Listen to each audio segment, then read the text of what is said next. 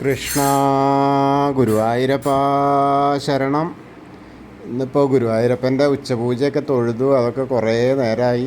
ഇന്നിപ്പോഴേ ആകെ മൊത്തം തിരക്കായിരുന്നു. കാരണം ഇന്ന് എടത്തരികത്തുകാവിലെ ഭഗവതിയുടെ താലപ്പൊലിയായിരുന്നു.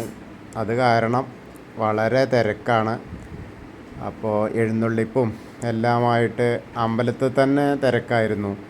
രാവിലെ നിർമ്മാല്യ ദർശനത്തിന് മുതൽ ഇന്ന് ഞായറാഴ്ചയും കൂടിയാണല്ലോ. നല്ല തിരക്ക് എന്ന് പറഞ്ഞാൽ പൂഴിയിട്ടാൽ ഉതിരില്ല എന്നൊക്കെ പറയുന്ന പോലെ ആയിരുന്നു. ഭക്തജനങ്ങൾ വളരെ ബുദ്ധിമുട്ടി. കാരണം എന്താ വെച്ചാൽ 1000 രൂപയുടെ നെയ്വിളക്ക് പോലും 6 മണിക്ക് സ്റ്റോപ്പായി. പിന്നെ ചോറൂണിൻ്റെ ദർശനം മാത്രമേ ഉണ്ടായിരുന്നുള്ളൂ.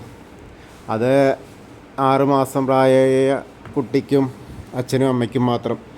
അതിലും 2 വയസ്സായ കുട്ടികളൊക്കെ ആയിട്ട് അവർ വന്നിട്ട് അവർ ബുദ്ധിമുട്ടും. കാരണം അവർക്ക് അറിയാത്ത അവസ്ഥയിൽ അങ്ങനെയൊക്കെ ഉണ്ടായിരുന്നു. തൊഴാനാണെങ്കിൽ ജനറൽ ക്യൂ മാത്രമായിരുന്നു. അത് കിഴക്കേ നടയിൽ നിന്ന് തെക്കേ നടയിലൂടെ പടിഞ്ഞാറേ നടയിലെത്തിയിട്ട് തിരക്കിയിട്ടായിരുന്നു. അപ്പോൾ വളരെ ബുദ്ധിമുട്ടായിരുന്നു ഇന്ന് എല്ലാ ഭക്തർക്കും എന്ന് തന്നെ പറയാം. അങ്ങനെയായിരുന്നു. രാവിലെ ശീവേലി കഴിഞ്ഞു. അപ്പോൾ കുറച്ച് നേരം പിന്നെ പന്തീരടി പൂജ 8 മണിയാകുമ്പോഴേക്കായി. പിന്നെ 9:30 ആയപ്പോഴേക്ക് ശീവേലി ഉച്ചപൂജയായി. പിന്നെ ശീവേലിയായി. അങ്ങനെ 11:30 ആയപ്പോഴേക്കും ഗുരുവായൂരപ്പൻ്റെ നട അടച്ചു. പിന്നീട് വൈകുന്നേരം 4:30ക്കാണ് ഗുരുവായൂരപ്പൻ്റെ നട തുറന്നിട്ടുള്ളൂ. അതുവരെ എടത്തരികത്തുകാവിലെ ഭഗവതിയുടെ താലപ്പൊലിയുടെ എഴുന്നള്ളത്തും അതിൻ്റെ ഒരുക്കങ്ങളുമായിരുന്നു. എങ്ങനെയായാലും വളരെ മനോഹരമായ കാഴ്ചയായിരുന്നു എടത്തരികത്തുകാവിലെ ഭഗവതിയുടെ പുറത്ത് കിഴക്കേ നടയിലേക്കുള്ള എഴുന്നള്ളിപ്പും അതിനുശേഷമുള്ള വാദ്യാഘോഷങ്ങളും പറയെടുപ്പും എല്ലാം ഒന്നിനൊന്ന് കേമമായിരുന്നു. ധാരാളം പറകൾ വച്ചിരുന്നു. മലർപ്പറകളും പഞ്ചസാരപ്പറകളും അതുപോലെ കുങ്കുമപ്പറകളും മഞ്ഞൾപ്പൊടി, അവില്, അങ്ങനെ മലര്, ഒട്ടനവധി പറകളുണ്ടായിരുന്നു. നെല്ല്, ധാരാളം നെൽപ്പറകളായിരുന്നു ഉണ്ടായിരുന്നത്. അപ്പോൾ ആ പറകളൊക്കെ വെച്ച് കിഴക്കേ നടയിൽ നിന്നും പടിഞ്ഞാറ നടയിലും അത് തെക്കേ നടയിലെ കൂവളത്തിൻ്റെ അവിടെ മേളത്തോട് കൂടിയ വാദ്യാഘോഷം ഉണ്ടായിരുന്നു. അത് കഴിഞ്ഞ് പടിഞ്ഞാറ നടയിലുണ്ടായി. അത് കഴിഞ്ഞ് കുളം ചുറ്റിയിട്ട് ഭഗവതിയുടെ നടയിൽ വന്നിട്ടാണ് സമാപിച്ചത്. ആ കുളം ചുറ്റി പ്രദക്ഷിണം ധാരാളം പറകളുണ്ടായിരുന്നു. അപ്പോൾ അതെല്ലാം കഴിഞ്ഞ് ഏകദേശം 6:30-7 മണിയോടെയാണ് ഭഗവതിയുടെ ആ ഉത്സവത്തിൻ്റെ ഒരു പരിസമാപ്തി എന്ന് പറയാറായിട്ടില്ല. എന്നാലും പുറത്ത് എഴുന്നള്ളിപ്പും മറ്റു കാര്യങ്ങളൊക്കെ ഉണ്ടായത്. ഇനി കളമ്പാട്ടമൊക്കെ ഉണ്ട്. അപ്പോൾ അതൊക്കെ കഴിഞ്ഞിട്ടാണ് ഉത്സവം ഇതാവുള്ളൂ. വളരെ മനോഹരമായിരുന്നു. എന്തായാലും നമ്മൾ ഇന്നത്തെ ഉച്ചപൂജ പറയാൻ ഇതുകൊണ്ടൊക്കെ വഴുകി. ഇനി എല്ലാവരും സഹൃദയം അതങ്ങോട്ട് ക്ഷമിക്കുക. എന്തായാലും ഗുരുവായൂരപ്പനെ കാണാൻ പോവുക. നമുക്ക് സ്ഥിരമായിട്ട് നമ്മൾ പോകുന്ന പോലെ കിഴക്കേ നടയിൽ നിന്ന് ഗുരുവായൂരപ്പൻ്റെ വലിയ ഗണപതി ക്ഷേത്രത്തിൽ പോയി തൊഴുത് ഗുരുവായൂരപ്പൻ്റെ ഗോപുരവാതിൽ നടയിലൂടെ നമുക്കകത്തേക്ക് പ്രവേശിക്കാം. അങ്ങനെ പ്രവേശിച്ച് വരുമ്പോൾ ആ വാതിൽപ്പടിയിലെത്തുമ്പോൾ ശ്രീലകത്തെ നെയ്വിളക്കിൻ്റെ ശോഭ പുറത്തേക്ക് ഇങ്ങനെ വമിക്കും. അങ്ങനെ നമ്മൾ കാണുകയാണ്. അങ്ങനെ ഒരു സൈഡിലെ ഇടത്തെ സൈഡിലെ നാരായണീയം എഴുതിയ മേൽപ്പത്തൂരിനെ ഒന്ന് സ്മരിക്കാം. അതുപോലെ നരസിംഹാവതാരം കാണിച്ചു കൊടുത്ത ആ തൂണൊന്ന് നോക്കി തൊഴാം. അങ്ങനെ തൊഴുത് വീണ്ടും ഇറങ്ങി നടക്കുമ്പോൾ നമ്മുടെ പൊന്നുണ്ണിക്കണ്ണൻ കാലൊക്കെ അങ്ങനെ പിണച്ചു വെച്ച് ഓടക്കുഴൽ ഊതി നിൽക്കുന്ന ആ ചിത്രമാണ് ഇന്ന് കളഭച്ചാർത്തിലൂടെ വിരിഞ്ഞിരിക്കുന്നത്. ചതുർബാഹുവായ നാരായണ വിഗ്രഹത്തിൽ പൊന്നോടക്കുഴൽ പിടിച്ചു നിൽക്കുന്ന പൊന്നുണ്ണിക്കണ്ണനാണ്. വേണുഗോപാല സ്വരൂപത്തിലാണ് ഇന്ന് ഭക്തർക്ക് ദർശനം അരുളിക്കൊണ്ട് ഗുരുവായൂരപ്പൻ നിൽക്കുന്നത്. അപ്പോൾ എല്ലാവരും ഗുരുവായൂരപ്പൻ്റെ ആ രൂപം മനസ്സിൽ കാണുക, വന്ദിക്കുക, പ്രാർത്ഥിക്കുക. അപ്പോൾ ഗുരുവായൂരപ്പൻ്റെ ആ നടയിലാണ്, തിരുമുമ്പിലാണ് നമ്മൾ നിൽക്കുന്നത് എന്ന് ചിന്തിച്ച് പ്രാർത്ഥിച്ചോളൂ. എല്ലാവർക്കും ഗുരുവായൂരപ്പൻ്റെ കടാക്ഷം ലഭിക്കും.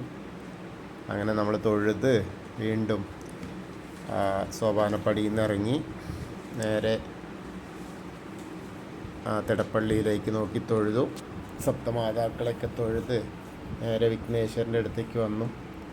വിഘ്നേശ്വരനൊക്കെ നല്ല അലങ്കാരം. അപ്പുറത്ത് ഭഗവതിക്ക് എഴുന്നള്ളിപ്പും താലപ്പൊലിയൊക്കെ ആകുമ്പോൾ എവിടെയും മോശമാവാൻ പാടില്ലല്ലോ. നല്ല അലങ്കാരത്തോടു കൂടിയാണ്.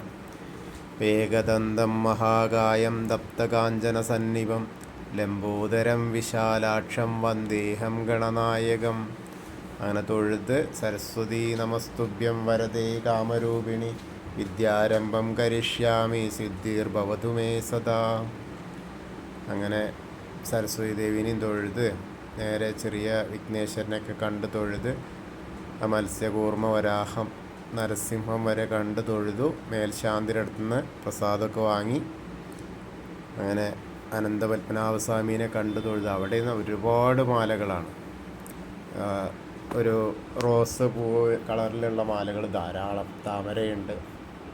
ഒരുപാട് മാലകളുമായിട്ട് അലങ്കരിക്കപ്പെട്ടിട്ടാണെന്ന് ഇരിക്കുന്നത്. പിന്നെ ശ്രീലകത്തും അതുതന്നെ നല്ല റോസ കളറിൻ്റെ മാലകളാണ്, താമര മൊട്ടുമാലകളാണ് ഇഷ്ടം പോലെ ആയിട്ട് അണിഞ്ഞിരിക്കുന്നത്.